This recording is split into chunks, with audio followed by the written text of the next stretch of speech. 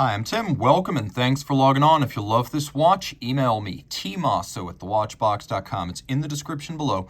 Your purchase and pricing email question line for buying this or any watch you see on any of our platforms. Please reach out to me directly. Email tmosso@thewatchbox.com for pricing.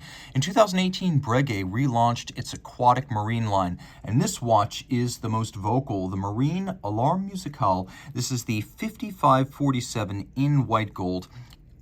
It's 40 millimeters in diameter, fairly compact at 13.3 millimeters thick, and reasonably constrained at 48.3 millimeters lug tip to lug tip. This is one of the most wearable alarm watches you will encounter. Speaking of which,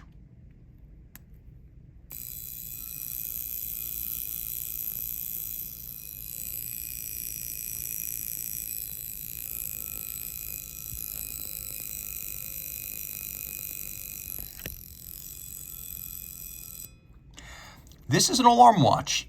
Half of its energy seems to be dissipated by vibration, so you can feel it, and half by ringing, so you can hear it. It also has a more musical tone, a more lyrical quality than a conventional rattling cricket-like alarm watch.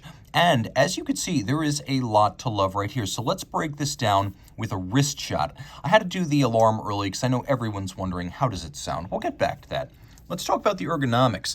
It is easy to wear. You can see that the lugs are short from over the top. These lugs are nowhere near the edge of my wrist. Taking a good look on each side, I've got plenty of clearance, but that's better exhibited by the down the barrel shot, where you can see the strap flares out from the lug on each side, meaning my wrist is broader than the watch. You can also see that it's thin, 13.3 millimeters, but also with a double-stepped bezel, so it'll slide effortlessly underneath the cuff.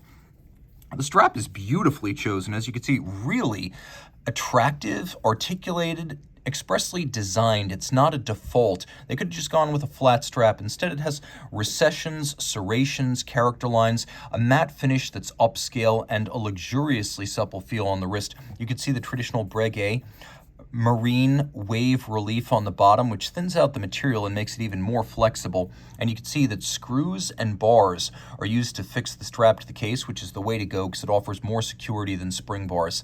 Now, taking a quick look, let's just get a good look at the watch all the way around and then roll over to the clasp. You can see the ship's wheel, a symbol of maritime navigation, reminding you that once upon a time, Breguet was the official timekeeper and supplier of navigation clocks to the French Navy, the Marine Nationale, and so we have this marine line to remind us of that. Internally, you can see this is white gold. It's actually a double folding clasp,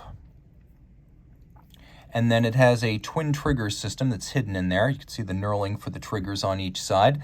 You can also see that the wheel itself is cambered and arced. It's sort of curved over its top with alternating polished and satinated facets. So you press these triggers to pop it open. It cannot open inadvertently, giving you an extra measure of security. Now, rolling back to the case itself, you can see the typical coining in profile that we associate with modern Breguet watches. You'll note that the outer face of the coining is polished and that the recesses are satinated. You can also see that the flange of the case back and the bezel define the mid-case, giving the watch a strong midships character line, pun intended. You can also see that the coining has been duplicated on the start-stop trigger, and that we have a little bell that appears in an aperture at 12 o'clock when the alarm is armed. So you can arm and disarm the alarm. Now, taking a look at the other side, you can see that there's a little wave-like guard profile for this crown, which is used for a combination of winding the alarm and setting the watch. Note the presence of hacking seconds, so you can set this watch precisely against a reference time. Also note that as I wind it, there's a little power reserve indicator between 11 and 10, and it moves down towards the 10 as it winds. Now, you can wind this manually, but it can also wind itself. So given time, it will wind both the time-telling functions and the alarm power reserve. But if you want to do it quickly, you do it like this. Now, at the base of the dial, around 4 o'clock, we've got another crown. By the way, you can see these crowns screw down. The watch is 50 meters water resistant, which makes it safe for surface swimming, not diving. Here, we have the ability to set the alarm dial. So you can see how I'm able to set the alarm just like that. It only adjusts counterclockwise. Now, there is lume, and we'll do a lume shot so you can see it. Remember, I said this is a sports watch. And so you can see the hour that has been set on the alarm power reserve, though not necessarily the minute. You can easily see the hour and minute of the day, however, and you will note that we have that lovely outboard flange that is polished. See how there's that polished flange between the dial and the bezel? See how it's been mirror polished all the way? You could see it better in the light. It's a beautiful detail. There's more going on here. As you can see, we actually have a couple of different setting modes. So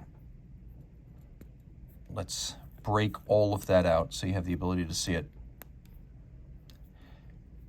Everything here now moves in sync. See how we have a 24-hour second time zone? The way you set this watch is you set that first. Then we have the ability to move this local hour hand forward and backwards. Note that the watch is still ticking. This is not the hacking mode. And I can move the date forward or backwards depending on whether I'm traveling east or west. So that's how you set the second time zone. This should be obvious, but the alarm time represents the time keyed to the local time zone. So this is not the alarm. The alarm relates to local time, not remote or travel time. Hands and indices are all white gold, the premium choice for watch brands. They will not tarnish or oxidize with time. Another feature that you might not have seen coming, however, is that the dial itself is also made of a disc of gold. It's like having a gold dollar on your wrist.